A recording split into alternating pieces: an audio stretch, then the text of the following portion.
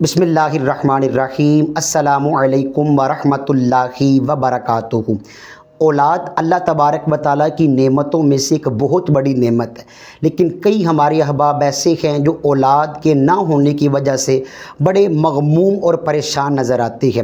اولاد کے حصول کی ایک ایسی دعا جو اللہ کے پیغمبر اللہ کے نبی حضرت زکریا علیہ نبی جینا و علیہ السلام نے رب کے حضور مانگی، اور یہ دعا قرآنی دعا ہے، قرآن کریم کے اندر موجود ہے، وہ میں آپ تک پہنچاتا ہوں۔ اگر کوئی بندہ اس دعا کو پڑھے گا تو رب کی رحمت کاملہ سے صاحب اولاد ہوگا۔ حضرت سیدنا زکریا علیہ نبی جینا و علیہ السلام نے اللہ کی بارگاہ میں عرض کی، رب لا تذرنی فردا وانت خیر الوارثین، اے مالک کریم اولاد کی نعمت عطا فرما۔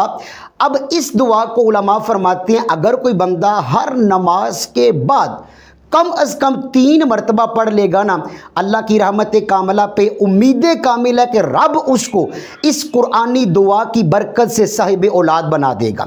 تو اللہ تبارک و تعالیٰ کی بارگاہ میں دعا کرتے ہیں اللہ تعالیٰ ہمیں یہ قرآنی دعائیں پڑھنے کی توفیق عطا فرمائے، آمین بجاہ النبی الامین صلی اللہ علیہ وسلم۔